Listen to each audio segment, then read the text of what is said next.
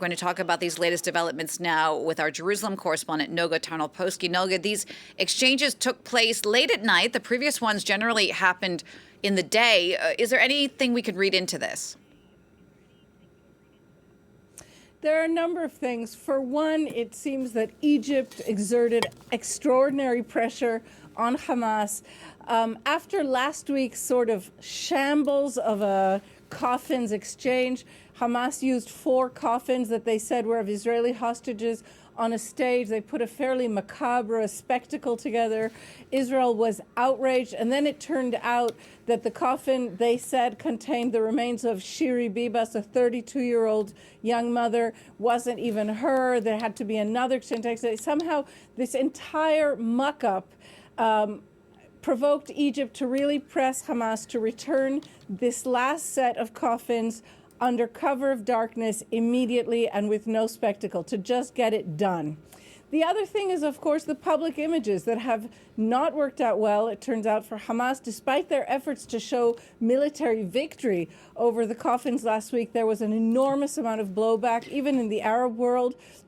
And for Netanyahu, too, it must be said, having the coffins return under cover of night and not during the daytime when thousands of Israelis can be awake and see them is a certain advantage, it appears. But we do now have confirmation that the 4 remains that were returned in the middle of the night are in fact those of the 4 hostages. And the next step on the Israeli side is the funerals, which should take place in the next 24 hours or so. Noga, this first phase of the ceasefire has held so far. I mean, where are we now with the negotiations on the second phase? What are the indications that it will indeed move forward? There are no good indications right now. We are in a bit of limbo. Israel appears to be wavering regarding 2 elements of phase 1 that it has already signed on. On one, it has already breached the agreement. Israel agreed to commence negotiations for phase 2 on the 16th day of phase 1. That has passed almost a month ago.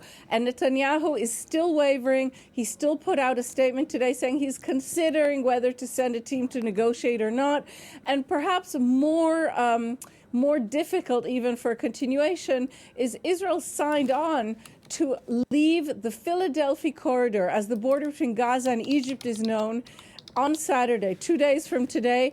And today we heard directed leaks from Prime Minister Netanyahu's office saying that Israel would not comply with that term of the agreement.